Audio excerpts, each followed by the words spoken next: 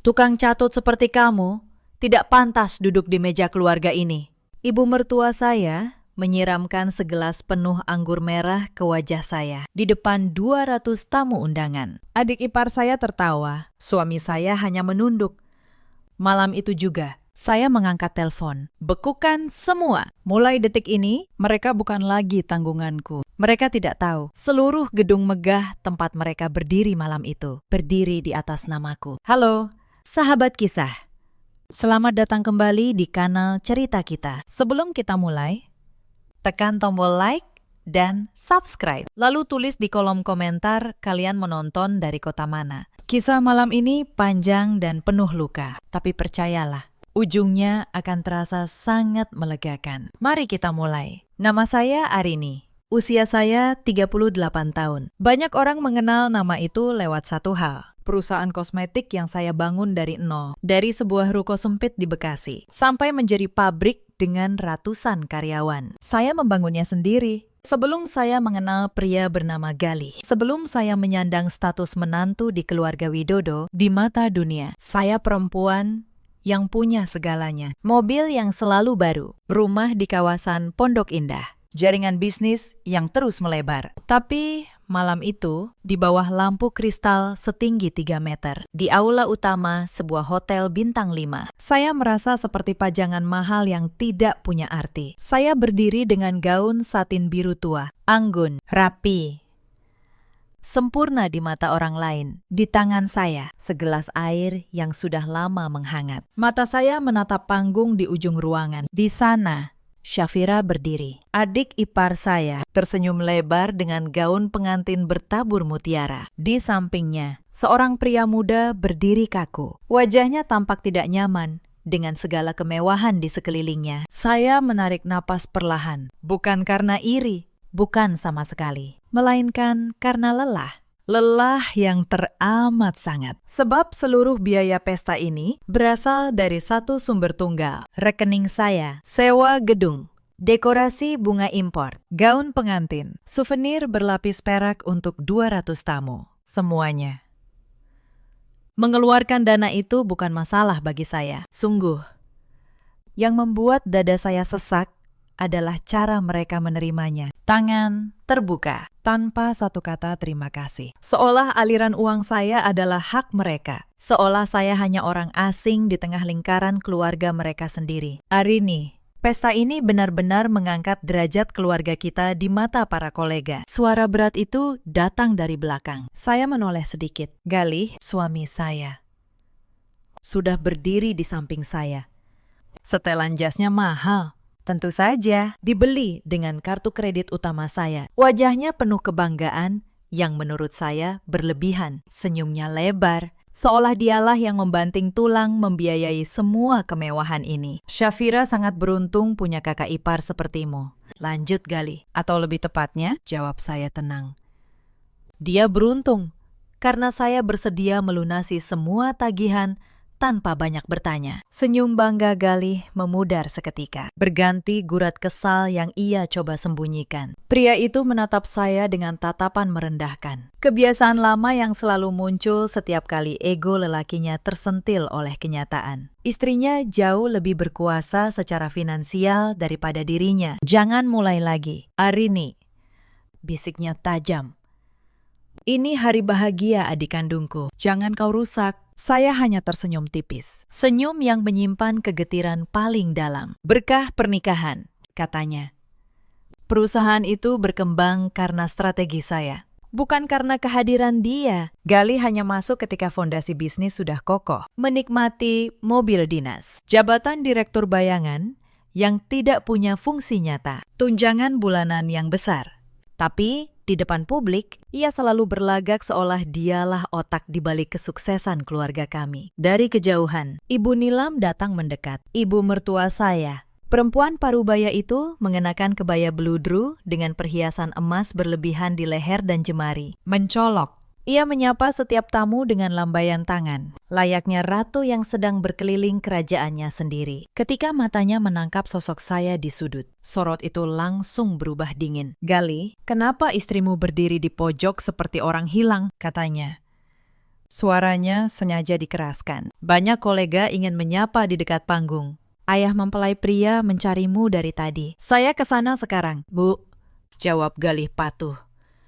Ia melirik saya sekilas, tatapan peringatan yang tajam, agar saya tidak membuat ulah. Lalu, ia melangkah pergi menyusul ibunya. Saya kembali ditinggalkan sendirian. Saya perhatikan bagaimana Galih dan Ibu Nilam tertawa lepas bersama para tamu, saling melempar pujian soal betapa megahnya pesta yang mereka selenggarakan. Tidak satu pun dari mereka menyebut nama saya. Tidak satu pun menoleh untuk mengajak saya bergabung. Di mata keluarga besar itu, saya hanyalah mesin pencetak uang. Cukup diletakkan di tempat gelap selama saldonya terus mengalir. Saya meraba tas tangan kecil saya. Di dalamnya, ponsel saya bergetar beberapa kali. Ada pesan dari Maya, asisten pribadi saya. Laporan keuangan kuartal kedua dan satu dokumen lain. Dokumen transkrip dari penyelidik swasta yang saya sewa 3 minggu lalu. Karena kecurigaan saya yang mulai memuncak, saya sengaja belum membukanya malam ini. Firasat saya berkata, isi dokumen itu akan mengubah seluruh jalan hidup saya. Saya memilih menundanya. Saya ingin memberi keluarga ini satu kesempatan terakhir untuk menunjukkan sedikit saja rasa hormat. Tapi harapan tinggal harapan. Saya ingin menceritakan dari awal bagaimana semua ini bermula. 9 tahun lalu, saya bertemu Galih di sebuah pameran dagang. Saat itu, perusahaan saya baru saja menembus pasar nasional. Galih bekerja sebagai staf pemasaran di perusahaan lain. Sopan, perhatian, pandai bicara. Saya jatuh cinta pada caranya mendengarkan. Saya kira ia mencintai saya, bukan angka di rekening saya. Saya keliru besar.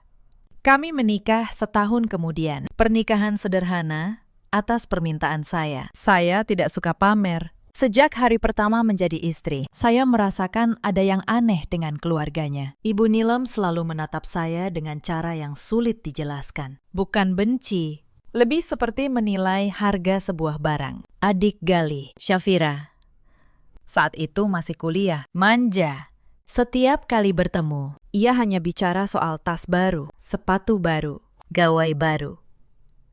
Dan setiap kali pula, tagihannya entah bagaimana sampai ke meja saya. Awalnya saya membayar dengan senang hati. Saya pikir inilah cara saya diterima. Saya pikir kalau saya cukup baik, cukup murah hati, mereka akan menyayangi saya seperti keluarga sendiri. Galih mendukung itu. Kamu kan kakak iparnya, Arini. Wajar bantu adik, katanya. Selalu kalimat itu. Selalu uang saya yang keluar. Tahun kedua, Galih masuk ke perusahaan saya. Saya beri ia jabatan direktur pemasaran. Bukan karena ia mampu, tapi karena saya ingin suami saya punya kebanggaan. Saya ingin ia merasa setara. Itu kesalahan terbesar saya. Begitu ia punya kartu nama bertuliskan direktur, sikapnya berubah di kantor. Ia memerintah karyawan seenaknya. Di rumah, ia mulai bicara seolah perusahaan itu warisan keluarganya. Keluarga Widodo sekarang punya nama besar di dunia bisnis, katanya suatu malam di depan ibunya. Seolah nama itu bukan saya yang membangun. Saya diam. Saya selalu diam. Saya pikir, demi rumah tangga, saya harus mengalah.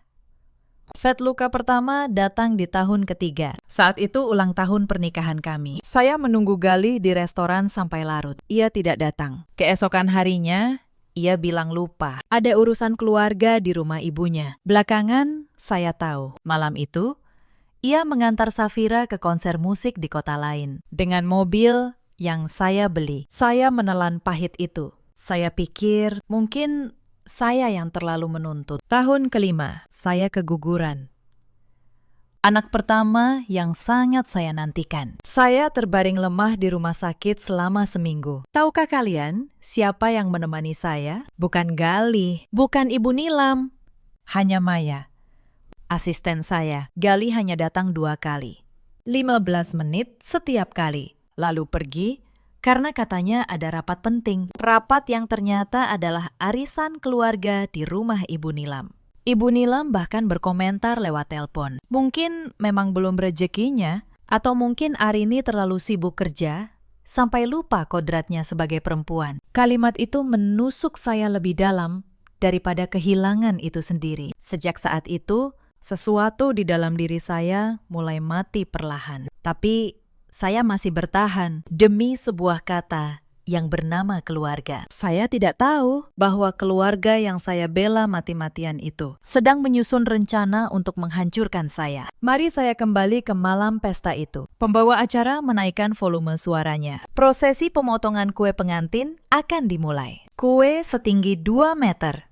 Tentu saja dipesan dengan uang saya. Suasana aula semakin riuh. Alunan piano mengalun romantis. Saya melangkah perlahan mendekati panggung. Demi formalitas keluarga, saya sama sekali tidak menyangka langkah kaki saya malam itu justru membawa saya tepat ke depan sebuah jebakan penghinaan. Jebakan yang sengaja disiapkan oleh mertua saya sendiri. Syafira memotong kue pertamanya dengan gerakan lambat, agar bisa diabadikan tim dokumentasi yang juga saya bayar. Lalu ia mengangkat satu potong kue kecil di garpu peraknya. Ia berjalan turun dari panggung. Senyumnya manis, tapi matanya dingin. Ia berhenti tepat di depan saya. Seluruh tamu menoleh. Mengira ia akan menyuapi kakak iparnya sebagai tanda hormat. "Mbak Arini," kata Syafira lantang, agar semua orang mendengar. "Cicipi kue ini." Katanya selera Mbak tinggi, ya. Maklum, orang yang biasa beli semuanya pakai uang. Lalu, alih-alih menyuapi, ia melempar potongan kue itu ke dada saya. Krim putih meleleh di gaun satin biru tua saya. Aula hening sejenak. Lalu, terdengar gelat tawa tertahan. Saya berdiri diam. Tangan saya terkepal. Tapi, wajah saya tetap tenang. 20 tahun memimpin perusahaan mengajari saya satu hal. Jangan pernah memberi musuh kepuasan melihatmu hancur. "Syafira," suara Ibu Nilam terdengar. Saya kira ia akan menegur anaknya. Saya salah. Ibu Nilam berjalan mendekat, mengambil segelas anggur merah dari nampan pelayan. "Menantu yang tidak tahu diri memang harus diajari," katanya. Dan ia menyiramkan seluruh isi gelas itu ke wajah saya. Cairan merah mengalir di pipi saya, menetes ke gaun, bercampur krim kue. Di hadapan 200 pasang mata. "Tukang catut seperti kamu tidak pantas duduk di meja keluarga ini," desis Ibu Nilam. "Kamu pikir karena punya uang, kamu bisa beli kehormatan keluarga Widodo. Uangmu kotor. Kamu cuma perempuan mandul yang beruntung punya anakku." Saya menoleh pada Galih, mencari satu hal saja, pembelaan. Galih hanya menunduk. Diameter tidak melangkah. Tidak bicara. Tangannya bahkan menggenggam tangan ibunya, bukan tangan saya. Detik itu, sesuatu di dalam diri saya yang sudah lama retak akhirnya pecah total. Saya tidak menangis, saya tidak berteriak. Saya hanya mengeluarkan ponsel dari tas saya dan berjalan tenang ke sudut ruangan. Saya menelpon Maya. "Maya, buka dokumen dari penyelidik." Saya baca sekarang. Malam itu juga, saya membaca seluruh isi transkrip yang 3 minggu lalu saya tunda. Dan apa yang saya baca mengubah segalanya. Dokumen itu tebal, penuh foto, penuh tangkapan layar percakapan, penuh catatan transaksi. 3 minggu lalu, kecurigaan saya bermula dari hal kecil. Tagihan kartu kredit yang janggal, kamar hotel mewah di luar kota, 2 kali sebulan. Padahal Galih bilang sedang dinas ke pabrik di Karawang. Saya menyewa penyelidik, dan apa yang ia temukan jauh lebih busuk daripada yang saya bayangkan. Foto pertama, Galih dan seorang perempuan masuk ke kamar hotel. Perempuan itu bukan orang asing. Perempuan itu Syafira, adiknya sendiri. Tangan saya gemetar. Saya membaca lagi, berkali-kali. Mencari penjelasan lain. Tapi foto-foto itu terlalu jelas. Tanggalnya terlalu rapi. Ini bukan kebetulan. Galih dan Syafira bukan kakak beradik kandung. Saya baru tahu malam itu dari dokumen yang sama. Syafira adalah anak angkat. Diadopsi Ibu Nilam saat berusia 7 tahun. Tidak ada hubungan darah dengan Galih. Dan pernikahan Syafira malam ini, pernikahan megah yang saya biayai, adalah pernikahan kontrak. Pria muda berwajah kaku di panggung itu hanya dibayar untuk berpura-pura, untuk menutupi hubungan terlarang antara Galih dan Syafira. Saya menutup mata. 9 tahun. 9 tahun saya membiayai pengkhianatan yang berlangsung di depan mata saya sendiri. Transkrip itu juga berisi rekaman percakapan. Penyelidik berhasil menyadap satu pembicaraan di rumah Ibu Nilam. Saya membacanya kata demi kata. Ibu Nilam berkata, "Sabar, Galih. Sebentar lagi, semua harta Arini jadi milik kita. Akta perusahaan yang baru sudah hampir beres. Begitu dia tanda tangan, kalian berdua bisa bebas." Akta perusahaan yang baru. Saya tahu persis apa yang dimaksud. 2 bulan lalu, Galih membawa setumpuk dokumen. Katanya itu pembaruan struktur perusahaan untuk keperluan pajak. Ia memaksa saya menandatanganinya cepat-cepat. Saya hampir menandatangani. Hampir. Tapi saat itu, Maya menahan saya. Menyarankan agar notaris pribadi saya memeriksanya dulu. Saya menunda. Sekarang saya mengerti. Dokumen itu bukan soal pajak. Dokumen itu akan mengalihkan 51% saham perusahaan saya ke tangan Galih. Mereka sudah merencanakan semuanya. Membuat saya menandatangani penyerahan perusahaan. Lalu menyingkirkan saya. Lalu Galih dan Safira hidup bersama dengan harta saya. Pernikahan kontrak malam ini hanyalah panggung. Untuk membuat semua orang percaya, Safira sudah menikah, agar tidak ada yang curiga soal hubungan mereka. Saya menarik napas panjang. Air mata yang tadi hampir jatuh, mengering sendiri. Digantikan oleh sesuatu yang jauh lebih dingin. Ketenangan seorang perempuan yang sudah tidak punya apapun untuk hilang. Mereka kira saya tukang catut. Mereka kira saya mesin pencetak uang yang bodoh. Mereka lupa satu hal. Mesin ini yang memegang semua kuncinya. Saya kembali ke tengah aula. Wajah saya sudah bersih. Gaun saya masih bernoda. Tapi langkah saya tegak. Para tamu masih berbisik-bisik soal adegan tadi. Beberapa menatap saya dengan kasihan. Beberapa dengan cemooh. Saya tidak peduli lagi. Saya menghampiri Maya yang berdiri di pinggir ruangan. "Maya, malam ini kita kerja," kata saya pelan. "Hubungi Pak Tono. Saya butuh dia di kantor 1 jam dari sekarang." Pak Tono adalah pengacara pribadi saya, orang yang sudah mendampingi perusahaan saya sejak hari pertama. Maya mengangguk. "Ada yang lain?" "Bu, ada," kata saya. "Siapkan rekening koran perusahaan 3 tahun terakhir. Semua transaksi kartu kredit atas nama Galih dan keluarganya. Dan akta perusahaan yang asli, yang masih 100% atas nama saya." Sebelum saya pergi, Ibu Nila menghampiri lagi. Ia kira saya akan menangis dan memohon. Ia kira penghinaan tadi sudah membuat saya bertekuk lutut. "Mau kemana kamu?" tanyanya angkuh. "Acara belum selesai. Sebagai menantu, kamu harus tetap di sini sampai tamu terakhir pulang. Itu kewajibanmu." Saya menatapnya. Untuk pertama kalinya dalam 9 tahun, saya menatap matanya tanpa rasa takut. "Kewajiban saya," kata saya tenang, "berakhir malam ini." "Bu." Saya berbalik dan berjalan keluar. Di belakang saya dengar Ibu Nila memanggil Galih dengan suara panik. Mereka mulai merasa ada yang tidak beres. Tapi sudah terlambat. Malam itu, di kantor saya yang sepi, Pak Tono datang dengan map tebal. Maya menyusun dokumen di meja besar. "Pak Tono," kata saya mau cerai. Dan saya mau memastikan satu hal. Tidak 1 rupiah pun dari perusahaan ini jatuh ke tangan mereka. Pak Tono membuka kacamatanya. "Bu Arini, soal harta Gonogini. Perusahaan ini didirikan sebelum pernikahan. Aset pranikah. Secara hukum, Galih tidak punya klaim apapun atas kepemilikan perusahaan. Tunjangan dan jabatannya selama ini hanya pemberian Anda, yang bisa Anda cabut kapan saja." Saya tersenyum. "Bagus. Lalu soal akta baru yang ingin mereka buat." "Belum sah," jawab Pak Tono. "Karena Anda belum menandatanganinya. Notaris mereka tidak bisa berbuat apa-apa tanpa tanda tangan asli Anda di hadapan notaris yang berwenang. Rencana mereka mentah." Saya menutup map itu. Untuk pertama kalinya malam itu, saya merasa lega. "Satu hal lagi, Pakistan," kata saya.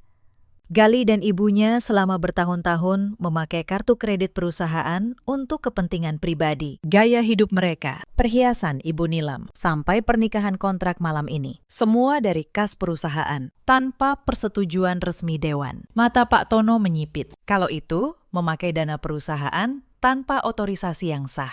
Bu, itu bukan sekedar urusan rumah tangga. Itu bisa masuk ranah penggelapan. Selama 3 hari berikutnya, saya bekerja dalam diam, seperti yang selalu saya lakukan. Hari pertama, saya dan Maya menelusuri seluruh rekening koran perusahaan. Angkanya membuat saya tertegun. Dalam 3 tahun, Gali dan keluarganya menguras lebih dari 4 miliar rupiah dari kas perusahaan untuk hal-hal yang tidak ada hubungannya dengan bisnis. 2 miliar untuk renovasi rumah Ibu Nilam. 700 juta untuk mobil baru Safira. 1,5 miliar untuk pesta pernikahan kontrak itu. Sisanya untuk perhiasan, liburan, dan gaya hidup yang tak pernah saya nikmati. Setiap angka itu saya kumpulkan, saya cetak. Saya susun dalam satu map yang rapi. Pak Tono menyebutnya alat bukti. Hari kedua, saya memanggil notaris saya. Saya pastikan akta perusahaan tetap 100% atas nama saya. Saya batalkan jabatan Direktur Gali secara resmi. Lewat rapat dewan yang sah. Saya cabut semua kartu kredit perusahaan yang dipegang keluarganya. Saya juga menghubungi bank. Semua rekening bersama yang pernah saya buka atas nama keluarga, saya bekukan. Bukan rekening pribadi mereka, tapi semua dana yang selama ini mengalir dari saya. Saya hentikan total dalam semalam. Hari ketiga, Gali mulai panik. Ponsel saya dibanjiri panggilan. Saya tidak mengangkat satupun. Lalu pesan-pesan masuk. Arimi, kamu di mana? Kartu kreditku diblokir semua. Ibu marah besar. Katanya rekening dapur juga dibekukan. Ada apa ini? Arini, ayo kita bicara baik-baik. Jangan kekanak-kanakan.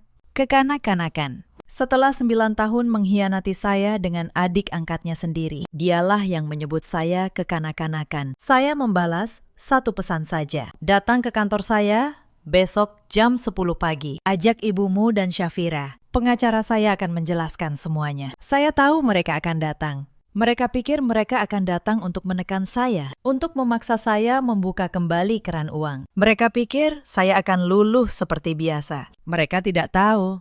Besok pagi bukan negosiasi. Besok pagi adalah hari perhitungan. Malam itu, saya berdiri di balkon kantor saya, menatap kota yang berkilauan. 9 tahun beban di pundak saya terasa mulai terangkat. Saya tidak lagi marah. Marah adalah emosi untuk orang yang masih berharap. Dan saya sudah tidak berharap apapun dari mereka. Yang saya rasakan hanyalah ketenangan dingin seorang perempuan yang akhirnya memutuskan untuk berhenti menjadi korban. Tapi sebelum pertemuan besok, ada satu hal lagi yang harus saya pastikan. Pernikahan kontrak Syafira meninggalkan jejak. Penyelidik saya menemukan bahwa pria muda di panggung itu namanya Reza. Dibayar 200 juta untuk berpura-pura menikahi Syafira selama 1 tahun. Ada surat perjanjian, ada bukti transfer. Yang menarik, transfer itu pun berasal dari kas perusahaan saya, tanpa sepengetahuan saya. Artinya, saya tidak hanya membiayai pengkhianatan suami saya juga tanpa sadar membiayai pernikahan palsu untuk menutupi pengkhianatan itu. Saya menyimpan semua bukti ini, bukan untuk menghancurkan Reza. Pria itu hanya orang yang butuh uang, tapi untuk menunjukkan di hadapan keluarga besar Widodo nanti betapa busuknya rencana yang mereka susun. Malam itu, telepon saya berdering lagi. Kali ini dari nomor tak dikenal. Saya angkat. Suara perempuan tua, Bibi dari pihak Gali. Salah satu kerabat yang selama ini diam-diam bersimpati pada saya. Arini. Bibi minta maaf, katanya lirih.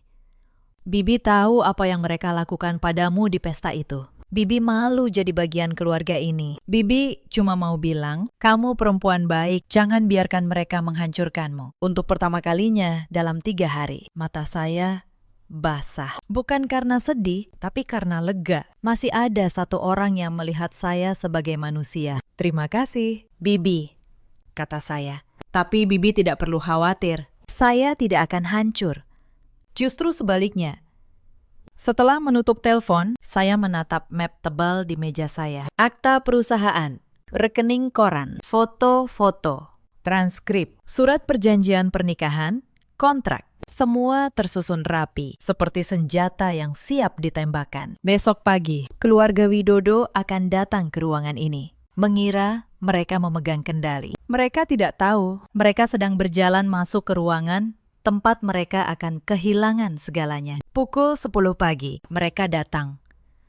Galih masuk lebih dulu, dengan wajah yang dipaksakan tenang. Di belakangnya, Ibu Nilam, masih dengan perhiasan emas yang mencolok. Lalu, Safira, dengan tatapan jengkel seperti anak kecil yang mainannya diambil. Mereka duduk di seberang meja saya. Pak Tono duduk di samping saya. Maya berdiri di sudut, memegang map. Arini, Galih membuka suara, mencoba terdengar berwibawa. Apa-apaan semua ini? Kamu blokir semua kartu. Kamu bekukan rekening.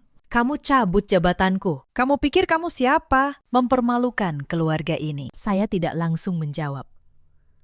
Saya biarkan keheningan menggantung sebentar. Saya pikir, saya siapa? Ulang saya pelan.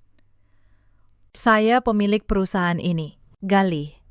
100%. Dan mulai hari ini, saya menarik kembali semua yang pernah saya berikan kepada kalian. Ibu Nila mendengus. Kamu tidak bisa seenaknya.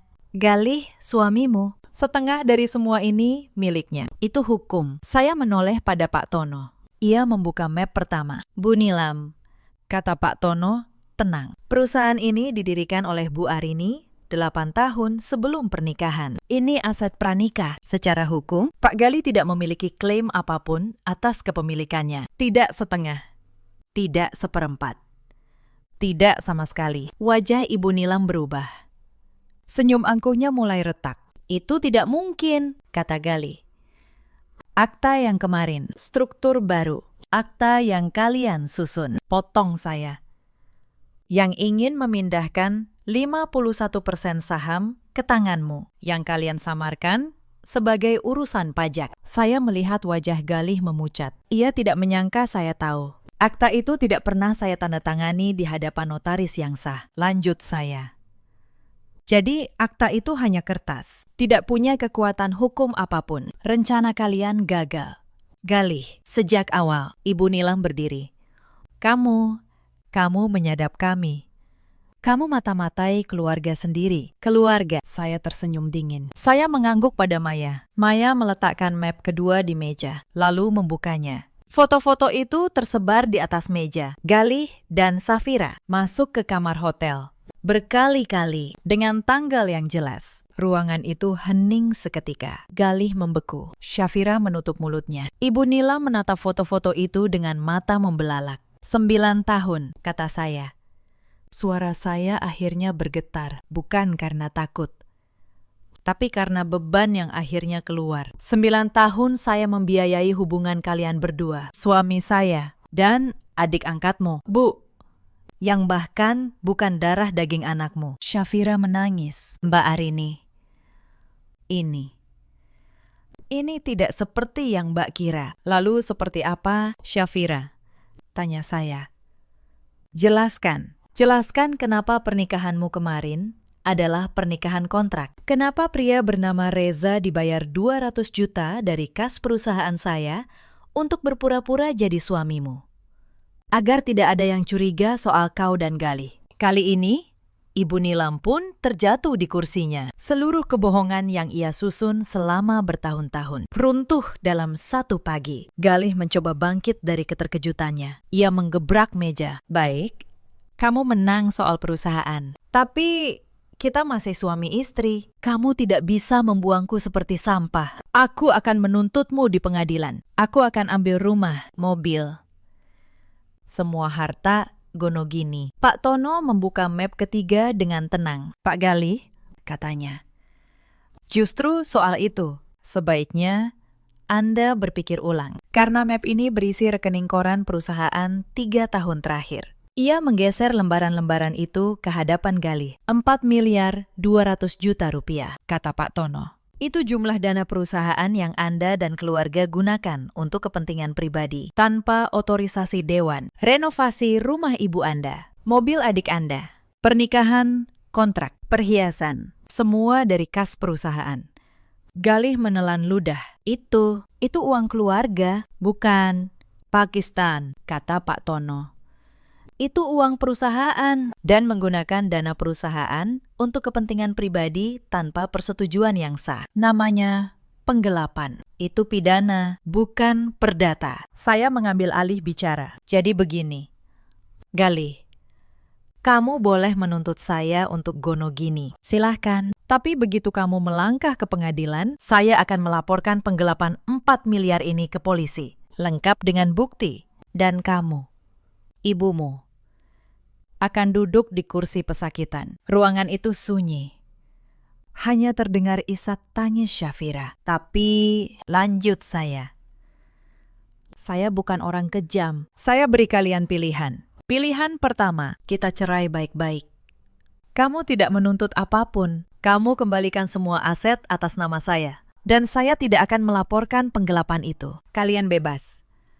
Tapi dengan tangan kosong, saya menatap mereka satu persatu. Pilihan kedua, kalian melawan. Kalian menuntut. Dan saya pastikan, kalian bertiga menghabiskan tahun-tahun ke depan berurusan dengan hukum, kehilangan nama baik, dan tetap tidak mendapatkan 1 rupiah pun. Silakan pilih. Ibu Nila yang tadi begitu angkuh, kini menatap saya dengan mata memohon. Arini, Bu, tolong. Kita keluarga. Jangan tega begini. Saya menatapnya lama. Perempuan yang menyiramkan anggur ke wajah saya, yang menyebut saya mandul, yang menyebut uang saya kotor. Keluarga, kata saya pelan. Kata itu kalian pakai hanya saat butuh uang saya, saat saya keguguran. Di mana keluarga? Saat saya dihina di depan 200 orang. Di mana keluarga? Jangan ajari saya soal keluarga. Bu, saya berdiri. Kalian punya waktu 24 jam untuk memutuskan. Pak Tono akan menyiapkan surat cerai dan surat pernyataan pengembalian aset. Maya akan mengantar kalian keluar. Saya berjalan ke jendela, memunggungi mereka. Di belakang saya dengar Galih memanggil nama saya. Sekali. 2 kali. Lalu suara langkah kaki yang berat meninggalkan ruangan. Untuk pertama kalinya dalam 9 tahun, saya yang menentukan akhir cerita, bukan mereka. 24 jam berlalu, mereka memilih menyerah. Pagi berikutnya, Galih datang sendiri ke kantor. Tanpa ibunya, tanpa Syafira. Wajahnya kuyu, seperti orang yang tidak tidur semalaman. Aku tanda tangan, katanya pelan. Tanpa menatap saya, semuanya. Surat cerai, pengembalian aset. Kami tidak akan menuntut apapun. Saya menyodorkan map yang sudah disiapkan Pak Tono. Galih menandatangani satu persatu dengan tangan yang gemetar. Saat ia selesai, ia menatap saya. Untuk sesaat, saya melihat sisa-sisa pria yang dulu saya cintai. Arini, aku minta maaf. Aku tahu kata itu tidak ada gunanya sekarang, tapi aku benar-benar minta maaf. Saya menatapnya. Tidak ada amarah lagi, tidak ada cinta, hanya kekosongan yang tenang. Maaf tidak mengembalikan 9 tahun. Galih, kata saya. Tapi aku terima permintaan maafmu, bukan untukmu, untuk diriku sendiri, agar aku bisa melanjutkan hidup tanpa membawa beban benci. Ia mengangguk. Lalu berdiri dan berjalan keluar dari hidup saya. Untuk selamanya. Hari itu, perceraian kami resmi. 9 tahun pernikahan berakhir dalam 1 tanda tangan. Saya pikir saya akan menangis. Ternyata tidak. Saya justru merasa seperti melepas mantel berat yang terlalu lama saya pakai di musim panas. Tapi cerita ini belum benar-benar selesai. Karena karma punya cara sendiri untuk menyelesaikan tugasnya. 3 bulan setelah perceraian, Maya datang ke ruangan saya dengan map baru. Bukan map bisnis, map laporan. Bu Arini, katanya. Ada perkembangan soal keluarga Widodo. Ibu mau dengar. Saya meletakkan pena saya. Ceritakan. Maya membuka laporannya. Setelah aliran dana dari ibu berhenti total, Hidup mereka berantakan dalam hitungan minggu. Ibu Nilam terpaksa menjual rumah hasil renovasi mewah itu karena tidak sanggup membayar cicilan dan perawatannya. Sekarang ia tinggal di rumah petak kecil di pinggiran kota. Saya mendengarkan tanpa emosi. Syafira, lanjut Maya.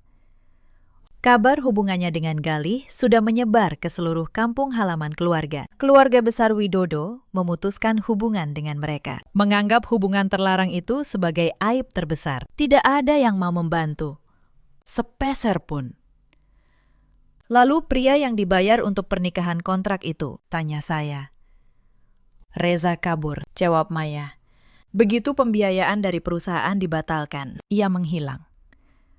Pernikahan kontrak itu bubar dengan sendirinya. Safira sekarang ditinggalkan oleh semua orang. Dan Galih, tanya saya akhirnya.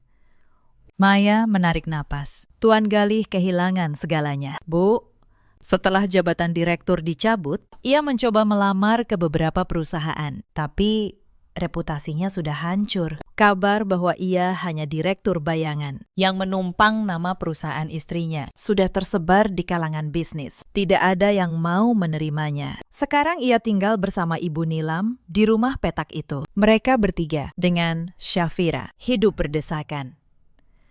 Uang tunai mereka hanya cukup untuk beberapa minggu. Mereka memanen apa yang mereka tanam. Saya menutup mata sejenak. Tidak ada rasa puas yang meledak-ledak. Hanya ketenangan seorang perempuan yang akhirnya melihat keadilan berjalan. Bu, kata Maya, hati-hati, satu hal lagi. Tuan Galih beberapa kali mencoba menghubungi kantor. Katanya ingin minta bantuan. Model usaha kecil, katanya. Apa ibu mau menemuinya? Saya membuka mata. Tidak.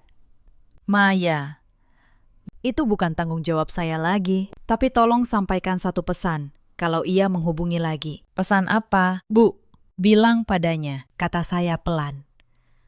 Bahwa setiap orang harus belajar berdiri di atas kakinya sendiri. Itu pelajaran yang dulu tidak pernah ia pahami. Sekarang, waktunya ia belajar. Maya tersenyum tipis. Baik.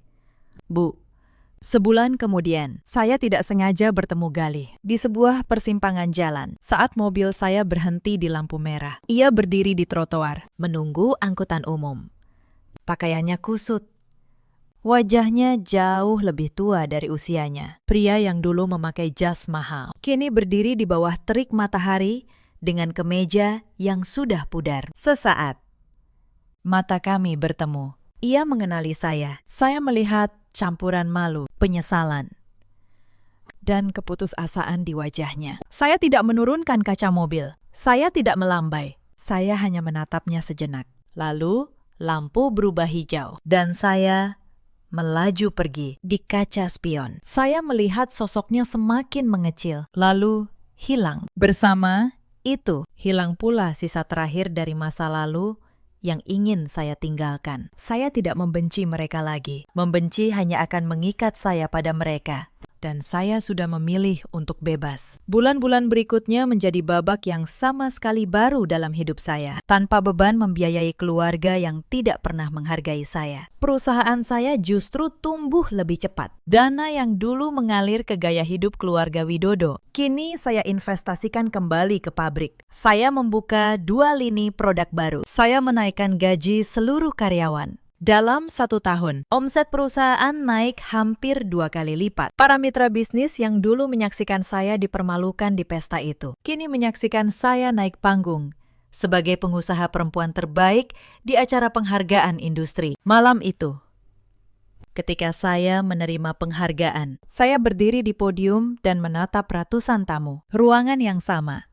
Hotel yang sama, tempat saya disiram anggur setahun lalu. Tapi kali ini, saya berdiri di tengah panggung, bukan di sudut gelap. Saya membangun ini sendiri, kata saya dalam pidato singkat. Dari nol, dengan keringat saya. Dan saya ingin berkata pada setiap perempuan di ruangan ini, nilai kalian tidak ditentukan oleh seberapa banyak kalian berkorban untuk orang yang tidak menghargai kalian. Nilai kalian ada di dalam diri kalian sendiri. Tepuk tangan menggema.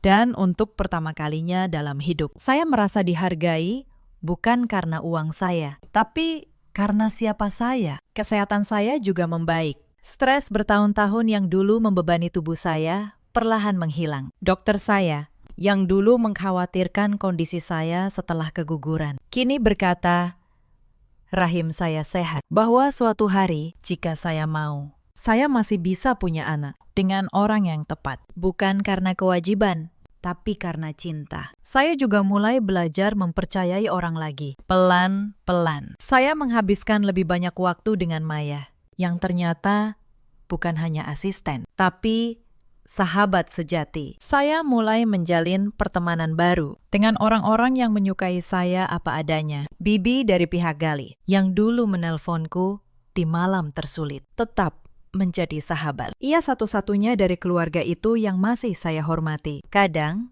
kami minum teh bersama, dan ia selalu berkata, betapa bangga ia melihat saya bangkit. Suatu sore, saya duduk di teras rumah, menikmati ikan goreng dengan sayur asem dan sambal terasi. Makanan sederhana yang dulu tidak pernah sempat saya nikmati di tengah hiruk-pikuk membiayai gaya hidup mewah orang lain. Saya tersenyum sendiri. Hidup yang sederhana, tapi jujur, ternyata jauh lebih nikmat daripada kemewahan yang dibangun di atas kebohongan. Kadang, di malam yang tenang, ingatan-ingatan lama datang kembali, bukan untuk menyiksa saya, tapi untuk mengingatkan saya betapa jauh saya sudah melangkah. Saya ingat satu lebaran beberapa tahun lalu. Seluruh keluarga besar Widodo berkumpul di rumah Ibu Nilam. Lebih dari 30 orang. Mereka makan, tertawa, bertukar amplop. Saya menghabiskan 3 hari penuh di dapur, memasak rendang, opor ayam, ketupat, untuk puluhan orang. Sendirian, tidak ada yang membantu. Safira hanya duduk di ruang tamu, sibuk dengan ponselnya. Ketika makanan terhidang, tidak ada yang berkata terima kasih. Ibu Nilam malah berkomentar, rendangnya terlalu asin. Menantu zaman sekarang memang tidak becus masak. Saya hanya tersenyum waktu itu. Saya pikir mungkin memang masakan saya kurang enak. Saya selalu mencari kesalahan pada diri sendiri. Saya juga ingat, bagaimana setiap kali ada acara keluarga, sayalah yang membayar semuanya. Tapi sayalah yang diperlakukan seperti pembantu. Saya yang menyiapkan, saya yang membereskan. Sementara mereka berfoto dan tertawa, seolah saya tidak ada. Suatu kali, salah satu kerabat bertanya pada Gali, "Gali, istrimu kerja apa? Kok kayaknya sibuk terus?" Dan Gali menjawab, dia cuma bantu-bantu di kantor. Yang penting, di rumah dia bisa urus keluarga, bantu-bantu di kantor. Padahal kantor itu milik saya, perusahaan itu saya yang membangun. Tapi di mata mereka, saya selalu dikecilkan, selalu disembunyikan. Seolah pengakuan sekecil apapun terhadap saya akan mengurangi kebesaran mereka. Selama bertahun-tahun, saya menelan semua itu. Saya kira itulah harga yang harus saya bayar untuk dicintai. Saya kira kalau saya cukup sabar, cukup memberi, suatu hari mereka akan benar-benar menerima saya. Sekarang saya tahu, ada orang-orang yang tidak akan pernah menghargaimu sebanyak apapun yang kau berikan. Karena bagi mereka, kebaikanmu bukan sesuatu yang harus dibalas. Bagi mereka, kebaikanmu hanyalah kelemahan yang bisa terus dimanfaatkan. Dan pelajaran terpahit dari semua ini adalah, terkadang orang yang seharusnya paling melindungimu, justru yang paling tega menghancurkanmu. Suami saya tidak hanya diam saat saya dihina. Ia ikut merencanakan kehancuran saya, sambil tidur di ranjang yang sama dengan saya setiap malam. Tapi saya bersyukur, karena tanpa malam, penghinaan itu, mungkin saya tidak akan pernah membuka mata. Mungkin saya akan terus hidup dalam kebohongan, terus menyerahkan diri saya pada orang-orang yang tidak pantas. Penghinaan itu yang dirancang untuk menghancurkan saya, justru menjadi pintu menuju kebebasan saya. Hampir setahun setelah perceraian, sesuatu yang tidak saya duga terjadi. Suatu pagi, resepsionis kantor menelpon, "Bu Arini, ada tamu." Seorang ibu, katanya keluarga lama. Namanya Ibu Nilam. Saya terdiam sejenak. Lalu saya berkata, "Suruh masuk." Ibu Nilam yang masuk ke ruangan saya. Bukan lagi perempuan angkuh dengan perhiasan emas mencolok itu. Ia tampak jauh lebih tua. Bajunya sederhana, Tangannya gemetar. Ia duduk di seberang meja saya dengan kepala tertunduk. Lalu, sesuatu yang tidak pernah saya bayangkan terjadi. Perempuan yang dulu menyiramkan anggur ke wajah saya, kini menangis di hadapan saya. "Arini," katanya terisak. "Bu, Ibu datang untuk minta maaf. Ibu tahu, Ibu tidak pantas. Tapi Ibu sudah tidak punya siapa-siapa lagi. Gali tidak bisa cari kerja. Syafira pergi entah kemana. Kami tidak punya apa-apa lagi." Ia mengangkat wajahnya. "Ibu mohon, Arini, bantu kami. Sedikit saja. Demi masa lalu kita sebagai keluarga." Saya menatapnya lama. Di dalam diri saya ada banyak hal yang ingin saya katakan tentang malam itu, tentang kata-kata mandul yang ia lemparkan, tentang anggur yang mengalir di wajah saya. Tapi saya tidak mengatakan semua itu karena saya sudah melewatinya. "Bu Nilam," kata saya, "tenang. Saya sudah memaafkan Ibu, sungguh. Tapi memaafkan bukan berarti melupakan dan bukan berarti membuka kembali pintu yang sudah saya tutup." Saya berdiri, berjalan ke jendela. Ibu meminta bantuan demi masa lalu sebagai keluarga. Tapi Bu, masa lalu itulah yang mengajari saya bahwa keluarga bukan soal darah atau status. Keluarga adalah soal siapa yang berdiri di samping kita saat kita jatuh. Dan saat saya jatuh, tidak satu pun dari kalian berdiri. Ibu Nila menunduk lagi. Air matanya jatuh ke lantai. "Saya tidak akan memberi Ibu uang," lanjut saya. "Bukan karena saya dendam, tapi karena memberi uang hanya akan membuat kalian terus bergantung. Tidak pernah belajar." Sama seperti dulu, saya berbalik menghadapnya. "Tapi saya akan memberi Ibu satu hal, sebuah nama. Yayasan Pelatihan Kerja untuk Perempuan Parubaya. Mereka mengajari keterampilan, membantu mencari pekerjaan. Kalau Ibu sungguh ingin bangkit, mulailah dari sana. Berdiri di atas kaki sendiri." "Bu," seperti yang saya lakukan dulu. Ibu Nila menatap saya, terkejut.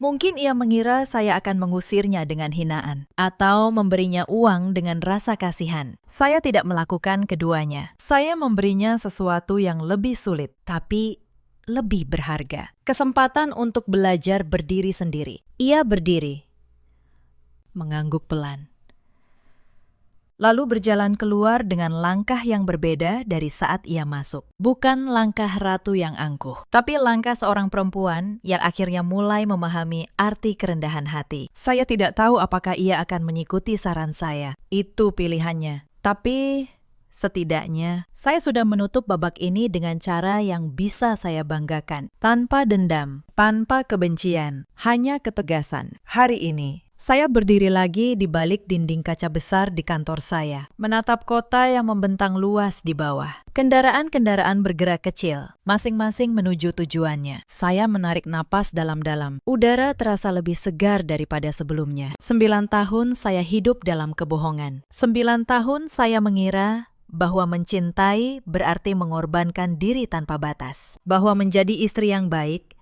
berarti terus memberi meski tidak pernah dihargai. Tapi 9 tahun itu juga mengajari saya pelajaran paling berharga dalam hidup. Tentang arti harga diri, tentang ketegasan, dan tentang kekuatan seorang perempuan yang berani berkata cukup. Rahim saya sehat, bisnis saya berkembang pesat, dan jiwa saya akhirnya sepenuhnya bebas dari jerat masa lalu. Cerita ini mengajarkan kita banyak hal. Sahabat kisah, jangan pernah mengukur cintamu dari seberapa banyak yang bisa kau korbankan. Karena cinta yang sehat tidak pernah meminta kau menghancurkan dirimu sendiri. Dan jangan pernah diam saat kau diinjak. Kesabaran memang mulia, tapi kesabaran yang membuatmu terus disakiti, bukan lagi kebajikan. Itu hanya rantai yang kau pakai sendiri. Ada banyak perempuan di luar sana yang seperti saya dulu, yang memberi segalanya, tapi diperlakukan seperti tidak ada apa-apanya. Yang membiayai sebuah rumah tangga, tapi diperlakukan seperti orang asing di dalamnya. Kalau kau salah satunya, dengarkan saya. Nilaimu tidak ditentukan oleh orang yang tidak bisa melihatnya. Ada juga banyak suami di luar sana seperti Gali, yang menumpang pada kekuatan istrinya, lalu malu mengakuinya. Yang memilih darah dan ego di atas perempuan yang setiap hari berkorban untuknya. Kepada mereka, karma selalu punya catatannya sendiri. Dan ada pula para ibu mertua seperti Ibu Nilam, yang menganggap menantu hanya sebagai aset, bukan manusia. Yang lupa bahwa perempuan yang mereka rendahkan hari ini bisa jadi adalah perempuan yang akan menentukan nasib mereka esok. Gali, Ibu Nilam, dan Safira kini memanen apa yang mereka tanam selama 9 tahun. Keserakahan, kebohongan, dan pengkhianatan telah mengantar mereka ke dasar jurang yang mereka gali sendiri. Sementara saya, perempuan yang mereka kira hanya mesin pencetak uang, kini berdiri lebih tinggi dari sebelumnya. Dalam hidup, kita selalu punya pilihan untuk terus diam dan disakiti, atau untuk berdiri dan menentukan akhir cerita kita sendiri. Saya memilih yang kedua, dan itu adalah keputusan terbaik yang pernah saya buat di bawah langit siang yang cerah. Saya tahu ini bukan akhir dari segalanya. Ini adalah awal dari babak baru yang akan saya tulis sendiri dengan tinta keberhasilan, kebahagiaan, dan kemandirian yang mutlak, tanpa ada satupun parasit yang bisa menyentuhnya. Terima kasih, sahabat kisah, sudah menemani saya sampai akhir cerita ini. Kalau kisah ini menyentuh hatimu, atau kau punya cerita serupa, tuliskan di kolom komentar. Mari kita saling menguatkan. Sampai jumpa di kisah berikutnya. Pulang kerja malam, badan saya remuk. Kakak ipar yang baru saja melahirkan menyuruh saya mencuci pakaian dalamnya yang menumpuk. Saat saya menolak dengan sopan, ibu mertua menampar pipi saya 2 kali, keras sekali. Telinga saya berdenging. Tapi malam itu, suami saya berdiri tegak dan berkata satu kalimat yang mengubah segalanya. Halo, sahabat. Selamat datang kembali di kanal kami. Sebelum cerita ini dimulai, izinkan saya mengingatkan satu hal. Kesabaran seorang menantu itu ada batasnya. Dan ketika batas itu dilewati, yang runtuh bukan hanya rasa hormat, tapi seluruh topeng yang selama ini mereka pakai. Nama saya Ratih. Tahun ini usia saya 32 tahun. Saya bekerja di bagian layanan pelanggan sebuah perusahaan jasa besar di kawasan Sudirman. Khusus jaga shift malam. Sudah hampir 4 tahun saya menjalani hidup terbalik seperti ini. Saat orang lain pulang untuk makan malam bersama keluarga, jam kerja saya justru baru dimulai. Pekerjaan saya tidak berat secara fisik, tapi gantinya adalah malam-malam tanpa tidur, telepon yang berdering hingga pagi, dan rasa kurang tidur yang seperti tak pernah habis. Saya bertahan karena satu alasan, gaji saya yang menopang sebagian besar rumah tangga ini. Suami saya bernama Adi, usianya 36 tahun. Dia bekerja di sebuah pabrik di pinggiran kota, dengan gaji yang pas-pasan. Kami menikah 5 tahun lalu, tanpa pesta besar, hanya dengan keyakinan bahwa berdua kami bisa membangun apapun. Adi orang yang baik, tapi dia anak bungsu. Dan di rumah ini, anak bungsu selalu dianggap belum dewasa, meski usianya sudah kepala 3. Kami tinggal di rumah orang tua Adi, di kawasan Bekasi Tengah. Sebuah rumah lama berlantai 2, dengan halaman sempit dan pagar besi yang catnya sudah mengelupas. Ibu mertua saya bernama Bu Endang, usianya 61 tahun. Bapak mertua, Pak Santoso, lebih banyak diam, menyerahkan semua urusan rumah pada istrinya. Dan di rumah ini, kata Bu Endang adalah hukum. Sejak awal menikah, saya tahu posisi saya. Saya menantu dari keluarga sederhana, tidak membawa harta, tidak membawa gengsi. Bu Endang tidak pernah menyukai saya, tapi dia juga tidak pernah menolak uang yang setiap bulan saya serahkan untuk belanja dapur dan biaya rumah. Setiap bulan, saya menyerahkan 5 juta rupiah untuk listrik, air, beras, dan kebutuhan ibu mertua. Adi menambahkan dari gajinya. Kami nyaris tidak menyisakan apapun untuk diri sendiri. Tapi saya tidak pernah mengeluh. Saya pikir inilah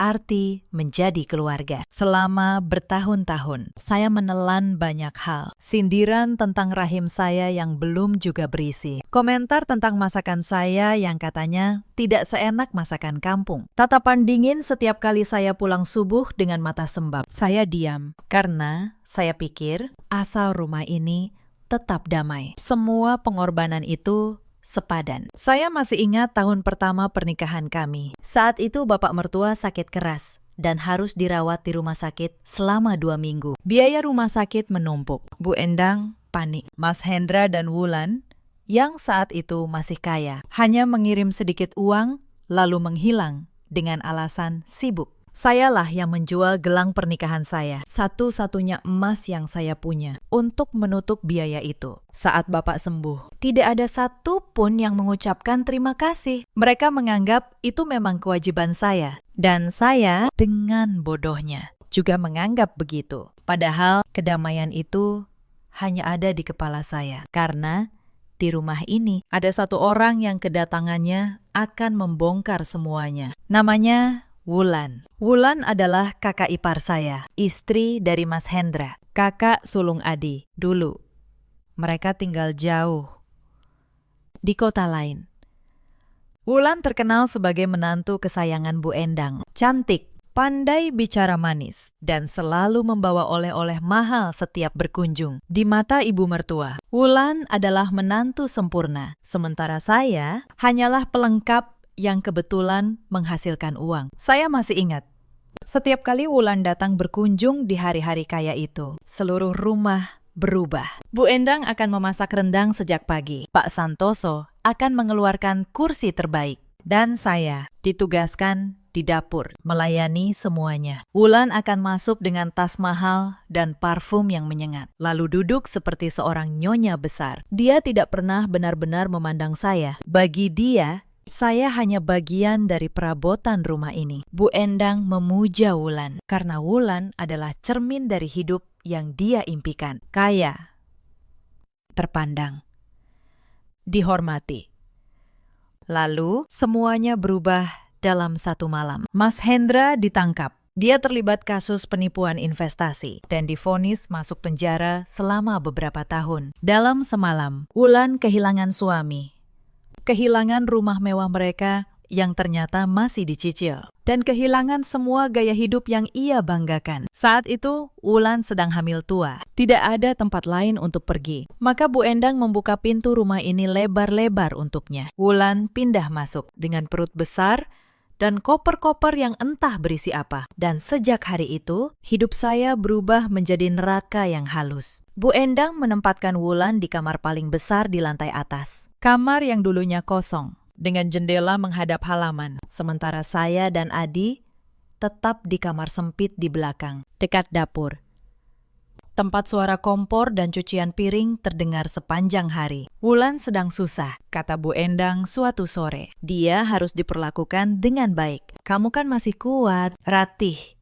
Masih bisa cari uang. Saya mengangguk saja waktu itu. Saya pikir wajar membantu keluarga yang sedang jatuh. Saya belum tahu bahwa membantu di rumah ini artinya melayani. Dan keluarga hanya berlaku untuk satu pihak saja. Wulan melahirkan 2 minggu setelah pindah. Seorang bayi laki-laki yang sehat. Bu Endang gembira bukan main. Seolah cucu itu adalah hadiah dari langit. Sementara saya yang 5 tahun menikah tanpa anak, hanya menatap dari kejauhan. Tidak ada yang menanyakan perasaan saya. Tidak ada yang peduli. Setelah melahirkan, Wulan resmi menjalani masa nifas. Dan disinilah penderitaan saya yang sesungguhnya dimulai. Ratih, Wulan tidak boleh kena air dingin. Tolong cucikan baju bayinya. Ratih, Wulan tidak boleh masak.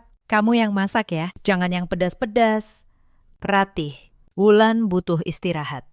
Jangan berisik di dapur setiap hari. Daftar perintah itu bertambah panjang. Saya pulang kerja jam 5 pagi dengan mata yang nyaris tidak bisa terbuka. Tapi alih-alih tidur, saya harus langsung mencuci, memasak, dan membersihkan rumah. Wulan duduk di sofa, menggendong bayinya sambil menonton acara televisi. Dan ibu mertua mengipasinya seperti seorang ratu. Yang paling menyakitkan, bukan pekerjaannya, Tapi caranya, setiap kali saya melakukan sesuatu, selalu ada yang salah.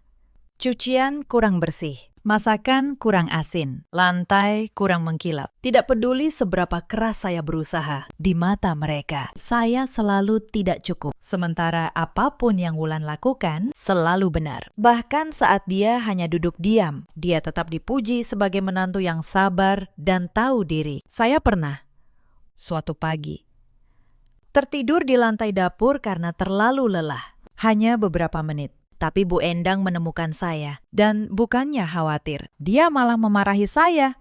Dasar pemalas, tidur di lantai seperti gelandangan. Untung tidak ada tamu yang lihat. Saya bangun, meminta maaf. Lalu melanjutkan pekerjaan. Di dalam hati, saya bertanya pada diri sendiri. Sampai kapan saya harus hidup seperti ini? Saya mencoba bicara dengan Adi. Mas, aku capek. Aku kerja malam, lalu pagi harus kerja rumah juga. Badanku tidak kuat. Adi memijit keningnya. Sabar dulu, Prati. Wulan kan baru melahirkan. Nanti kalau sudah pulih, pasti berbeda. Tapi masa pemulihan itu tidak pernah datang. 40 hari nifas berlalu. Lalu, 2 bulan, 3 bulan. Wulan tetap duduk di sofa.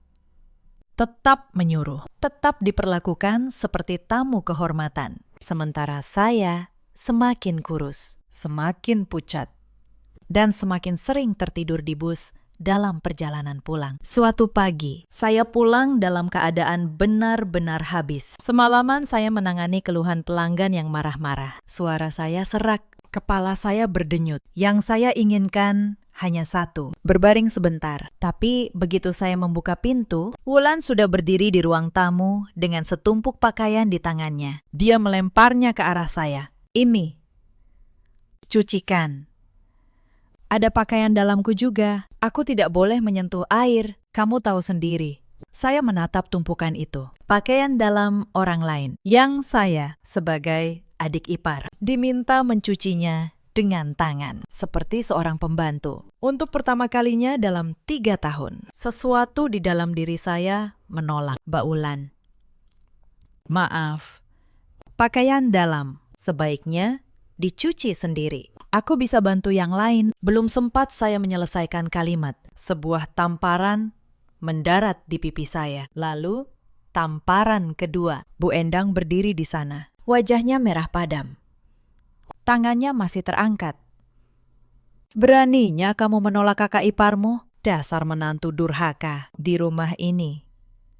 Kamu yang paling rendah. Mengerti?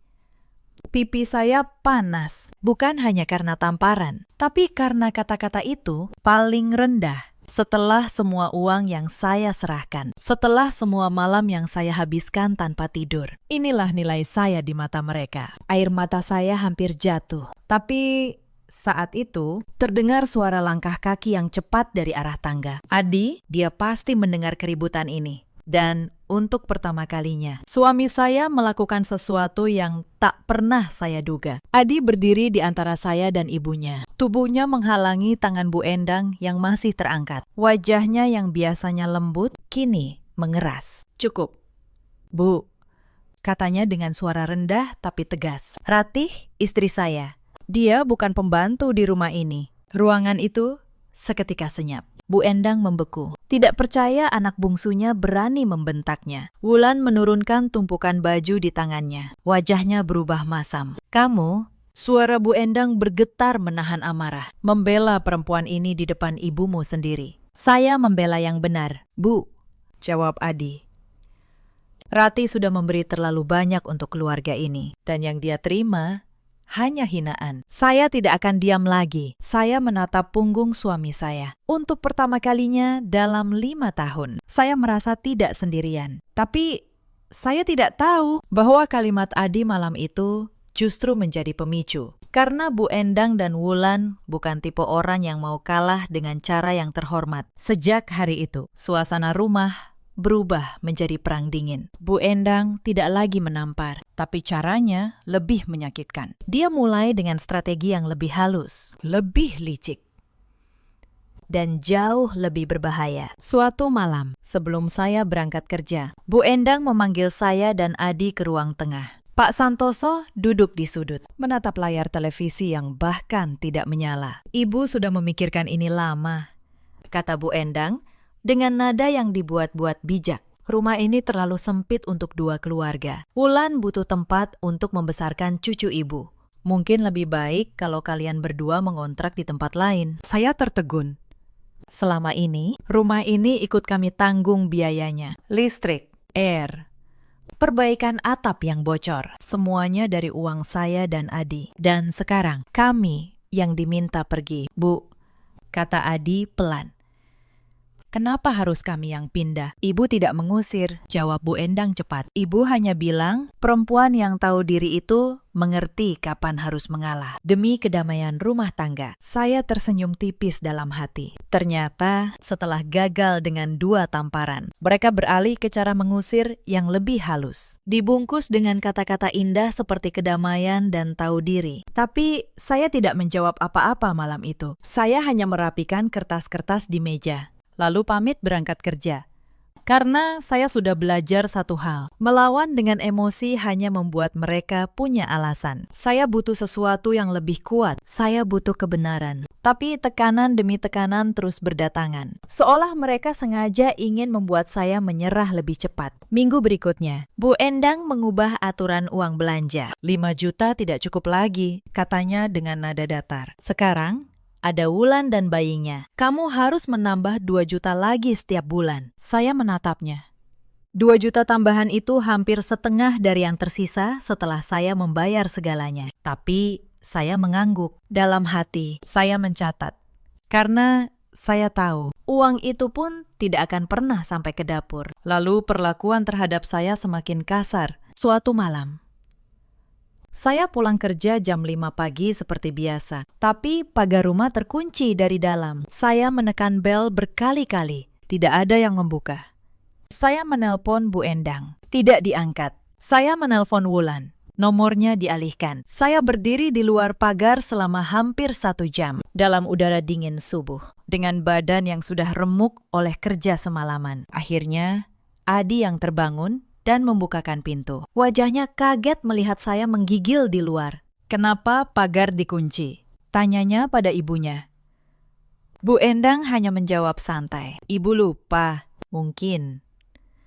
Tapi saya tahu, itu bukan lupa. Itu pesan. Pesan bahwa saya tidak diinginkan lagi di rumah ini. Bahkan untuk sekedar masuk. Esoknya, Wulan menambah 1 babak baru. Sebuah vas bunga kesayangan Bu Endang pecah berkeping-keping di lantai ruang tamu. Wulan langsung menangis, menunjuk ke arah saya. Rati yang menyenggolnya tadi pagi. Aku lihat sendiri. Padahal pagi itu saya bahkan belum keluar dari kamar. Bu Endang memarahi saya habis-habisan. Menyuruh saya mengganti vas itu dengan uang saya sendiri. Saya membayar tanpa banyak bicara. Tapi saya menyimpan 1 lagi catatan di kepala. Tentang betapa mudahnya Wulan berbohong. Dan betapa mudahnya Bu Endang mempercayainya. Saya sadar, ini bukan lagi sekedar pengusiran halus. Ini sudah menjadi kampanye untuk menghancurkan nama saya. Sedikit demi sedikit. Sampai tidak ada seorang pun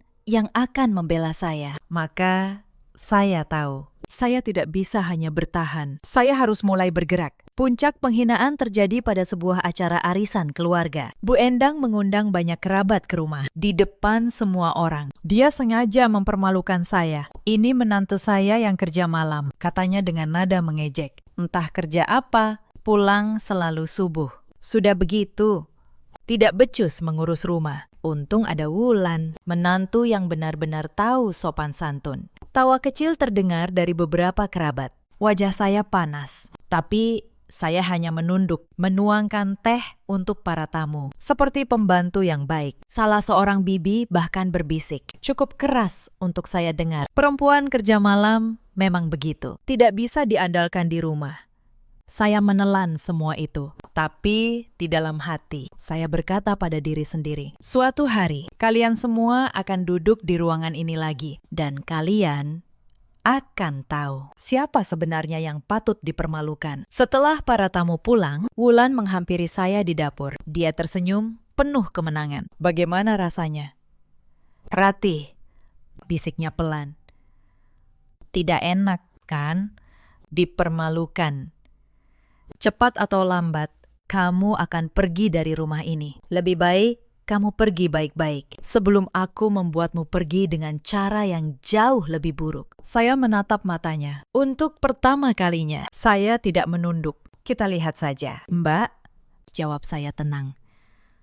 Wulan terdiam sejenak, lalu pergi. Dia mengira itu hanya gertakan kosong. Dia tidak tahu saya sedang menyiapkan sesuatu yang akan menghancurkan seluruh dunianya. Dan kebenaran itu mulai menampakkan dirinya dari hal yang paling tidak saya duga, dari diri Wulan sendiri. Sejak peristiwa tamparan itu, saya mulai mengamati Wulan dengan cara yang berbeda. Dulu saya pikir dia hanya perempuan manja yang jatuh miskin, tapi tetap menjaga gengsinya. Sekarang, saya mulai melihat ada yang ganjil. Wulan terus mengeluh tentang betapa menderitanya dia. Suami di penjara, harus membesarkan anak sendirian, tidak punya uang untuk membeli susu yang bagus. Tapi amehnya, barang-barang yang dia pakai sama sekali tidak menunjukkan kesulitan. Krim wajah di meja riasnya adalah merek mahal yang pernah saya lihat dipakai rekan kerja saya yang kaya. Harganya hampir setengah gaji bulanan saya. Popok bayinya juga merek impor, jauh lebih mahal dari merek biasa. Susu formula yang katanya tidak mampu ia beli, ternyata tersusun rapi di lemari, merek yang paling premium. Awalnya saya pikir mungkin itu kiriman dari keluarganya. Tapi suatu pagi, saat saya membawa handuk kering ke ruang tamu, saya melihat sebuah gelang emas baru di pergelangan tangan Wulan. Gelangnya tidak besar, tapi berkilau dengan desain yang rumit. Mahal. Saya terdiam beberapa detik. Wulan dengan cepat menarik lengan bajunya untuk menutupi gelang itu. Matanya menatap saya dengan waspada. "Ini gelang lama," katanya buru-buru, "peninggalan dari ibuku." Tapi saya tahu, gelang itu masih ada label kecilnya yang belum dilepas, terselip di bawah kaitnya. Gelang itu baru. Pertanyaannya, dari mana uang seorang janda yang katanya melarat bisa membeli emas? Saya tidak langsung memberitahu Adi. Dia baru saja berkonflik dengan orang tuanya. Pikirannya pasti sudah cukup berat. Saya perlu melihat dan mendengar lebih banyak untuk memastikan saya tidak hanya berprasangka. Maka saya mulai memperhatikan. Diam-diam. Setiap kali pulang kerja, saya tidak langsung tidur. Saya mengamati. Dan perlahan, kepingan-kepingan itu mulai membentuk gambar yang mengerikan. Saya mulai mencatat segalanya di sebuah buku kecil yang saya simpan di tas kerja. Tanggal, kejadian, kata-kata yang diucapkan, setiap hinaan, setiap perintah aneh, setiap uang yang menghilang. Saya mencatatnya seperti seorang akuntan mencatat angka, karena saya tahu suatu hari nanti catatan-catatan ini akan menjadi senjata. Saya juga mulai memperhatikan kebiasaan Wulan dengan teliti. Dia tidak pernah benar-benar kerepotan mengurus bayinya. Setiap kali bayi menangis, dia akan memanggil saya atau menyuruh ibu mertua. Tapi ada satu hal yang selalu dia jaga sendiri. Sebuah tas tangan kecil berwarna gelap yang tidak pernah dia lepaskan. Kemanapun dia pergi, tas itu selalu menempel di tubuhnya. Bahkan saat tidur, tas itu dia letakkan di bawah bantal. Saya memergoki Wulan beberapa kali menelpon dengan suara berbisik di sudut halaman, jauh dari pendengaran ibu mertua. Suaranya manis dan menggoda. Sama sekali bukan suara seorang janda yang berduka. Saat saya mendekat, dia langsung menutup telepon dan pura-pura menjemur popok. Lalu, ada sesuatu yang lebih mengganggu. Setiap kali ibu mertua menghitung uang belanja yang saya serahkan, jumlahnya selalu terasa kurang. Padahal saya yakin sudah memberi cukup. Awalnya saya pikir saya yang salah hitung. Tapi makin lama, makin sering. Uang itu menguap entah kemana. Suatu malam, sebelum berangkat kerja, saya lupa membawa tas kerja dan kembali masuk ke rumah lewat pintu samping. Saat itulah saya mendengar percakapan dari ruang tengah. Suara Bu Endang dan Wulan. Mereka pikir rumah sudah kosong. "Bu, tenang saja," kata Wulan dengan suara yang sama sekali asing. Suara yang dingin dan penuh perhitungan. Selama si Ratih masih kerja, uangnya tetap mengalir. Kita tinggal atur saja. Tapi anak ibu, si Adi, sekarang jadi membelanya. Balas Bu Endang gelisah. Bagaimana kalau dia mulai curiga? Adi itu lembek, Bu. Yang penting, Ratih disingkirkan. Kalau perempuan itu pergi, Adi pasti ikut. Lalu rumah ini Dan semua yang ibu punya. jadi milik anak saya, cucu kandung ibu. Saya berdiri membeku di balik dinding. Jantung saya berdebar keras. Jadi ini rencananya. Mengusir saya bukan demi kedamaian, tapi demi mengamankan rumah, harta, dan masa depan. Untuk Wulan dan anaknya, saya dan Adi hanyalah penghalang yang harus dibuang. Saya mengambil tas saya tanpa suara, lalu keluar lewat pintu yang sama. Sepanjang perjalanan ke kantor malam itu, tangan saya gemetar. Tapi bukan karena takut, karena marah.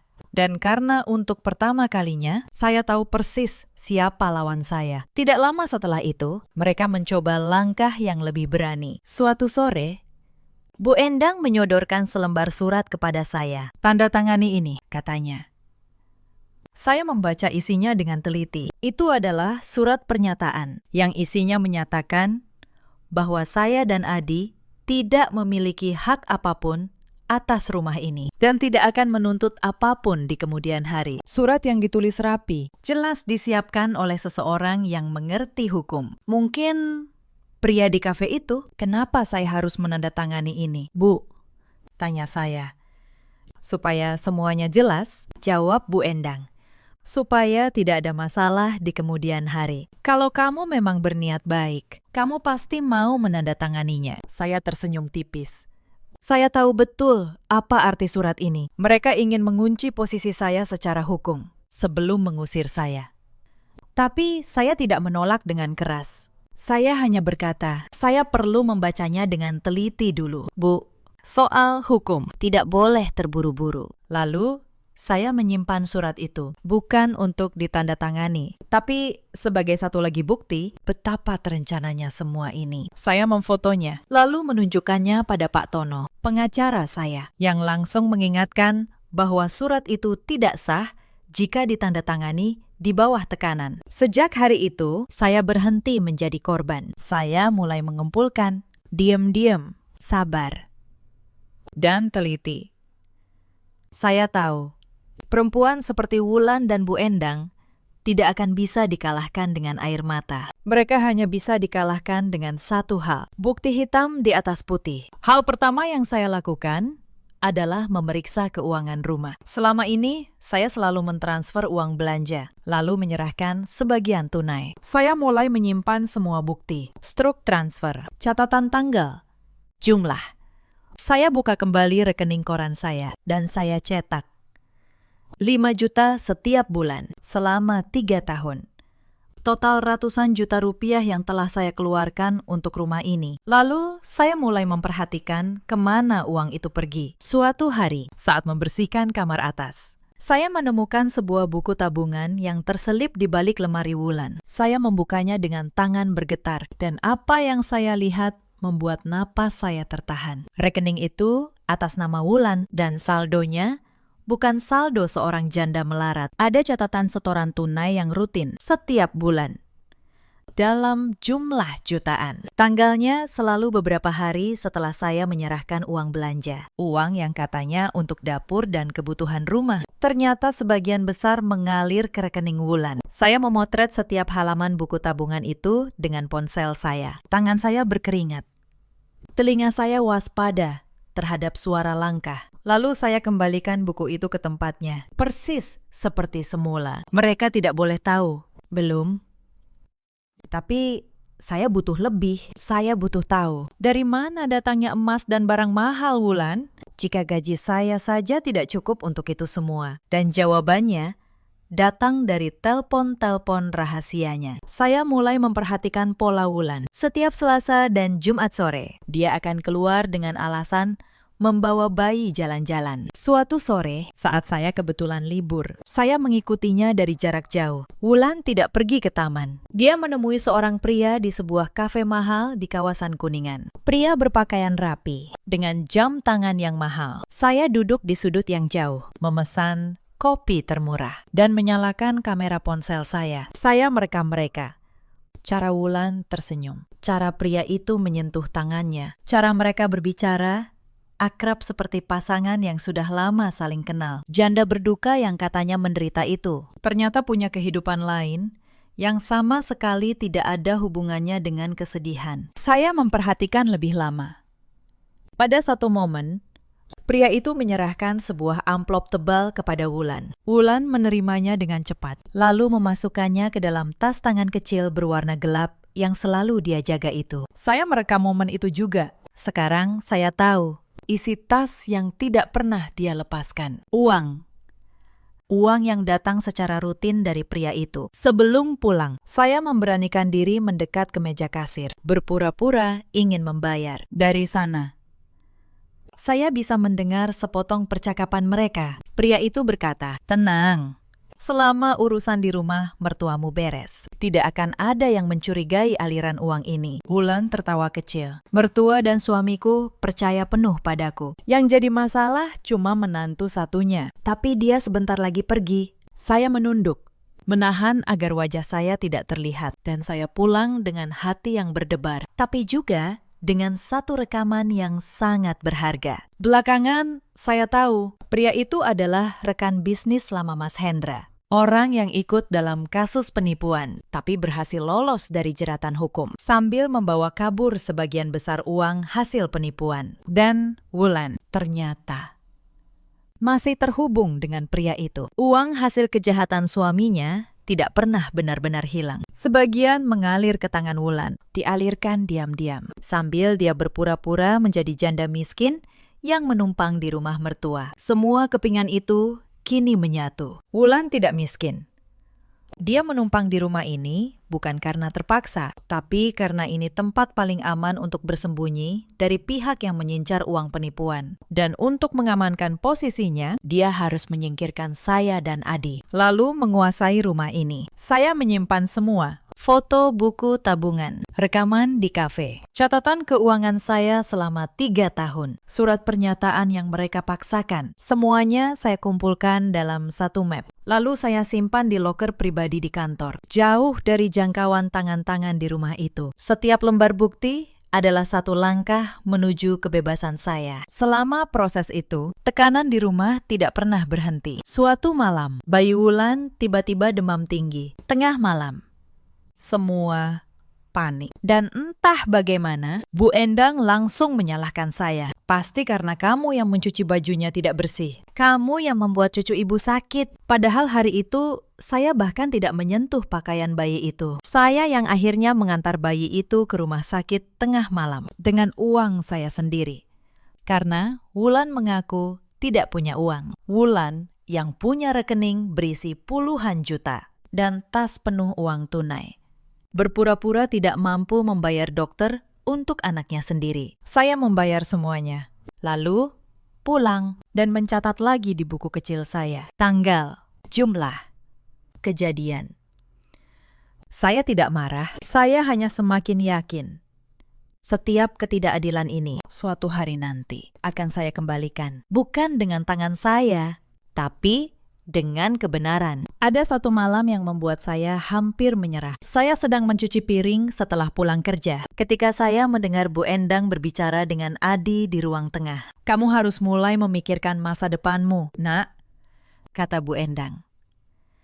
"Perempuan seperti Rati itu tidak akan bisa memberimu keturunan. 5 tahun, dan rahimnya masih kosong. Ibu sudah carikan calon yang lebih baik. Ceraikan saja dia." Saya berhenti mencuci. Tangan saya membeku di atas piring yang basah. Mereka bahkan ingin menghancurkan pernikahan saya. Tapi kemudian saya mendengar suara Adi. "Tidak, Bu. Saya menikahi Ratih karena saya mencintainya, bukan karena rahimnya. dan saya tidak akan pernah menceraikannya. Air mata saya jatuh ke wastafel. Bukan karena sedih. Tapi karena di tengah semua kejahatan ini, saya tahu saya tidak sendirian. Malam demi malam, saya tetap melayani, tetap mencuci, memasak, dan menunduk.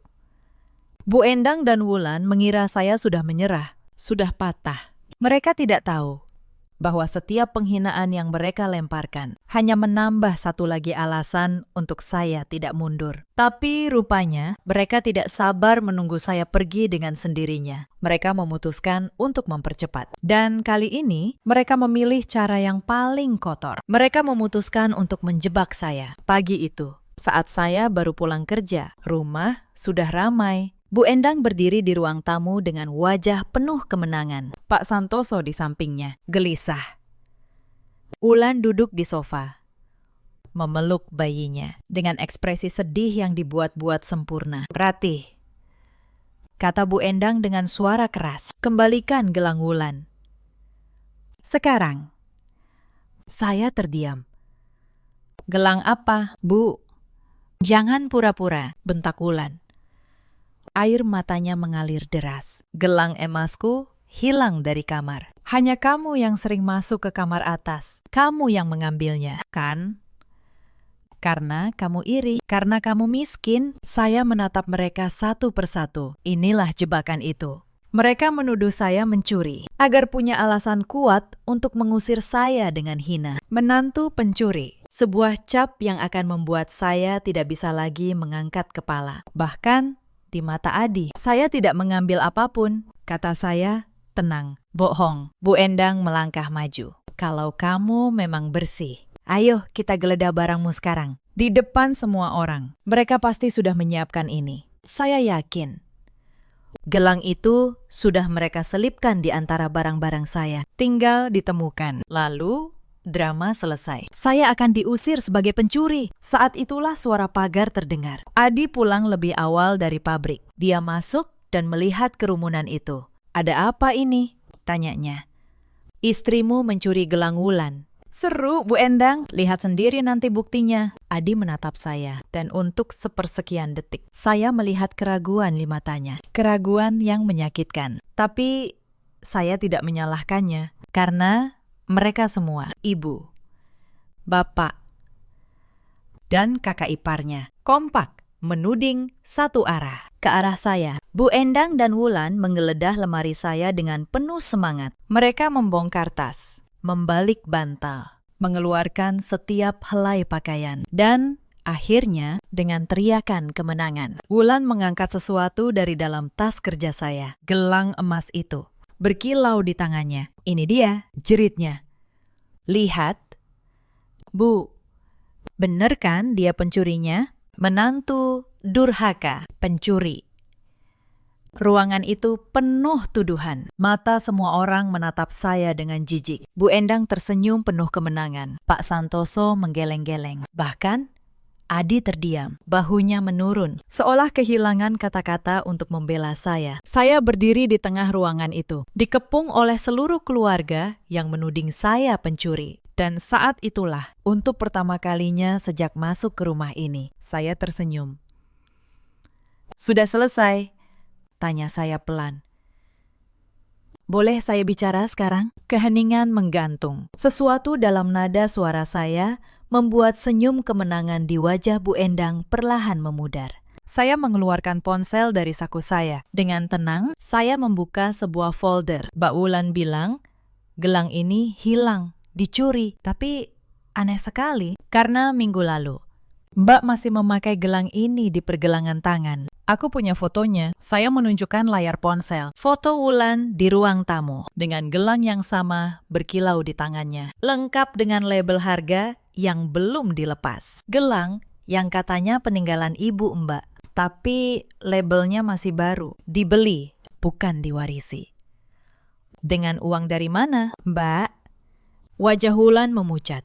Itu tidak ada hubungannya. Ada, kata saya. Suara saya naik, tegas. Karena Ini baru permulaan. Saya membuka file berikutnya. Foto-foto halaman buku tabungan. Saya angkat ponsel itu tinggi-tinggi agar Pak Santoso dan Adi bisa melihat. Ini buku tabungan atas nama Mbak Wulan yang aku temukan di balik lemari kamar atas. Lihat setorannya. Jutaan rupiah setiap bulan. Selalu beberapa hari setelah aku menyerahkan uang belanja. Bu, selama ini ibu bilang uang belanja selalu kurang. Ternyata bukan kurang, tapi mengalir ke sini. Bu Endang tersentak. Tangannya gemetar. Itu fitnah. Fitnah. Saya mengeluarkan map dari dalam tas. Map yang sudah saya siapkan jauh-jauh hari. Ini rekening koranku selama 3 tahun. Setiap rupiah yang aku transfer untuk rumah ini tercatat. Ratusan juta. Dan ini catatan setoran ke rekening Wulan. Tanggalnya cocok. Persis. Saya melangkah maju. 1 langkah. Kali ini, sayalah yang berdiri tegak. Dan merekalah yang mundur. Bu, masih ingat acara arisan minggu lalu? Kata saya. Suara saya jernih di ruangan yang senyap. Saat ibu mempermalukan saya di depan seluruh kerabat. Saat ibu bilang saya menantu yang tidak becus. Saya diam waktu itu. Bukan karena saya tidak punya jawaban, tapi karena saya menyimpan jawaban itu untuk hari ini. Saya menoleh ke arah Pak Santoso yang sejak tadi menunduk. Pakistan. Selama ini Bapak hanya diam. Mungkin Bapak tidak tahu kemana uang rumah ini pergi. Mungkin Bapak juga tidak tahu siapa yang sebenarnya menumpang di rumah ini. Maka biar saya tunjukkan. Dan kalau ibu masih bilang ini fitnah, saya membuka file terakhir. Mungkin ibu mau menjelaskan siapa pria ini. Saya memutar rekaman video. Wulan di kafe mahal, tertawa mesra dengan seorang pria. Pria yang, seperti yang kemudian saya jelaskan, adalah rekan bisnis Mas Hendra dalam kasus penipuan. Pria yang membawa kabur uang hasil kejahatan. Uang yang selama ini diam-diam mengalir ke tangan Wulan. Janda miskin yang katanya menderita, kata saya. Ternyata masih menerima uang hasil penipuan suaminya. Bersembunyi di rumah ini, menumpang nama keluarga, sambil merencanakan untuk mengusir aku dan Adi. Lalu menguasai rumah ini untuk dirinya sendiri. Ruangan itu benar-benar senyap. Udara seperti tersedot abis. Wulan terhuyung mundur. Punggungnya membentur tepi sofa. Kali ini, dia tidak bisa menangis lagi. Wajahnya pucat pasi, seolah topeng terakhirnya baru saja terlepas di depan semua orang. Bu Endang terduduk lemas, tangannya memegangi kening. Entah karena malu, entah karena takut. Pak Santoso memalingkan muka. Tapi saya tahu, dia juga sudah kehabisan kata untuk membela. Skenario fitnah yang mereka kira akan memojokkan saya, akhirnya menjadi perangkap yang mereka masuki sendiri. Mereka mengumpulkan seluruh keluarga untuk mempermalukan saya. Dan kini, di hadapan seluruh keluarga itu juga, kebenaran terbongkar. Saya menoleh ke arah Adi. Suami saya menatap saya dengan mata yang berkaca-kaca. Lalu, dia berjalan. Melewati ibunya, melewati kakak iparnya, dan berdiri di samping saya. Dia menggenggam tangan saya erat-erat. Adi memasukkan kembali ponselnya ke saku. Suaranya tenang, tapi menakutkan. Mulai detik ini, katanya, tidak ada seorang pun di rumah ini yang boleh menyentuh barang-barang kami lagi. Dan kamu, Wulan, akan menjelaskan semua ini. Bukan padaku, tapi pada pihak yang berwajib. Wulan menjerit. Tidak, kamu tidak punya bukti yang cukup. Itu cuma video. Bukti itu sudah cukup untuk membuka penyelidikan. Kata saya tenang. Uang hasil penipuan yang kamu terima akan ditelusuri. Dan Bu, Pakistan, saya menoleh pada mertua saya. Ikut menampung dan menutupi aliran uang itu. Juga bukan perkara kecil. Saya tidak berteriak. Saya tidak menangis, saya hanya menyampaikan fakta. Dan justru ketenangan itulah yang membuat mereka tidak punya celah untuk membantah. Hari-hari berikutnya berjalan cepat. Adi melaporkan temuan ini melalui jalur yang benar. Dengan bantuan seorang pengacara yang merupakan teman lama saya, Pak Tono. Aliran uang hasil penipuan yang diterima Wulan mulai ditelusuri. Pria di kafe itu, yang ternyata masih menjadi buronan, akhirnya tertangkap. Dan dari sana, keterlibatan Wulan ikut terbongkar. Pak Tono memeriksa semua bukti yang saya kumpulkan. Foto buku tabungan, rekaman kafe, catatan keuangan 3 tahun, dan buku catatan kecil saya. Dia mengangguk pelan. Bukti ini sangat kuat. Bu Ratih, katanya, Anda mengumpulkan ini dengan sangat rapi. Banyak korban yang kalah bukan karena tidak benar, tapi karena tidak punya bukti. Anda punya semuanya. Saya hanya tersenyum. 3 tahun kesabaran. Ternyata bukan kelemahan, tapi persiapan. Wulan tidak bisa lagi berpura-pura menjadi korban. Dia harus mempertanggungjawabkan uang yang ia terima dan sembunyikan. Bu Endang dan Pak Santoso, meski tidak ikut dalam kejahatan utama, harus menanggung malu di mata seluruh kerabat. Cerita tentang menantu kesayangan yang ternyata menyimpan uang hasil kejahatan, menyebar ke seluruh keluarga besar. Rumah yang dulu mereka perebutkan, kini terasa sunyi dan dingin. Tidak ada lagi ratu yang duduk di sofa, tidak ada lagi yang menipasi, tidak ada lagi menantu yang bisa disuruh-suruh seperti pembantu. Rencana mereka untuk mengunci rumah ini secara hukum, dengan surat yang dulu mereka paksakan, tidak pernah berhasil. Karena rumah itu kini hanya menyisakan 2 orang tua yang ditinggalkan oleh kebanggaan mereka sendiri. Saya dan Adi memutuskan untuk pindah. Bukan karena diusir, tapi karena kami memilih untuk pergi. Kami mengontrak sebuah rumah kecil di kawasan Bintaro. Sederhana, tapi terasa seperti surga. Untuk pertama kalinya dalam 5 tahun, saya bisa tidur tanpa harus mendengar perintah. Saya bisa makan tanpa harus menunduk. Sebelum pergi, saya berhenti sejenak di depan Bu Endang. Dia duduk di sudut, tampak jauh lebih tua dari usianya. Bu, kata saya pelan, selama 3 tahun, saya menganggap rumah ini keluarga saya. Saya berikan uang, tenaga, dan kesabaran saya. Yang saya minta hanya satu, dihargai sebagai manusia. Tapi itu pun terlalu mahal untuk ibu berikan. Bu Endang tidak menjawab. Dia hanya menunduk, dan saya tahu tidak ada lagi yang perlu dikatakan. Adi mengubah hidupnya juga. Dia berhenti dari pabrik, dan dengan tabungan kecil kami, membuka usaha bengkel sederhana. Pelan-pelan, usahanya tumbuh. Dan saya akhirnya bisa berhenti dari shift malam yang selama bertahun-tahun merampas tidur saya. Saya pindah ke pekerjaan siang dengan gaji yang lebih layak. Pagi itu, beberapa bulan setelah kami pindah, hujan baru saja reda. Jalanan masih basah, tapi udara terasa jauh lebih segar dari masa-masa yang telah kami lalui. Saya duduk di teras rumah kontrakan kami dengan secangkir teh hangat.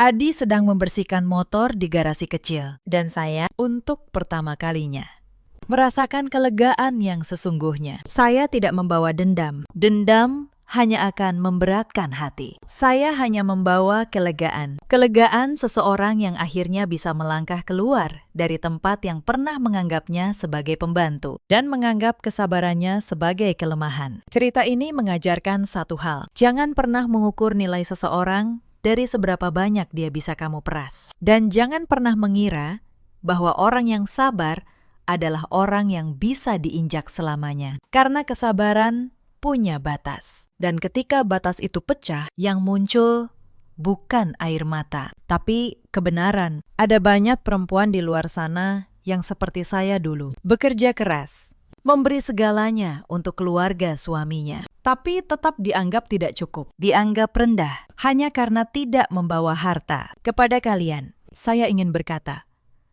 harga diri kalian tidak ditentukan oleh penghinaan orang lain, tapi oleh keberanian kalian untuk berkata, cukup. Ada juga banyak suami di luar sana yang terlalu lama diam, terjebak antara ibu dan istri. Adi pernah menjadi seperti itu. Tapi dia akhirnya memilih untuk berdiri di tempat yang benar. Dan pilihan itulah yang menyelamatkan rumah tangga kami. Ada pula para ibu mertua di luar sana yang karena rasa takut kehilangan, justru menghancurkan keluarganya sendiri dengan pilih kasih dan ketidakadilan. Mereka lupa bahwa menantu yang mereka injak seringkali adalah orang yang paling tulus menjaga mereka. Wulan harus mempertanggungjawabkan perbuatannya. Bu Endang dan Pak Santoso menua dalam rumah yang sunyi, ditinggalkan oleh kehormatan yang dulu mereka banggakan. Sementara saya dan Adi memulai hidup baru dari nol, tapi dengan hati yang utuh. Terkadang, sebuah insiden yang kelihatannya kecil, seperti sebuah pakaian yang disuruh dicuci, justru menjadi pintu yang membuka seluruh kebenaran di baliknya. Jika hari itu saya terus menunduk, mungkin saya akan terus disuruh, dipukul, difitnah, dan terseret ke dalam kesalahan yang bukan milik saya. Hidup seorang perempuan, terutama sebagai menantu, terkadang penderitaan terbesarnya bukanlah karena kekurangan uang, melainkan karena hidup di tempat di mana tidak ada seorang pun yang menghargai harga dirinya sebagai manusia. Dalam hidup, kita selalu punya pilihan untuk terus diam atau untuk berdiri dan berkata, "Cukup." Ceritakan kisah kalian di kolom komentar. Bagikan jika cerita ini menyentuh hati kalian. Dan terima kasih sudah menemani saya sampai akhir.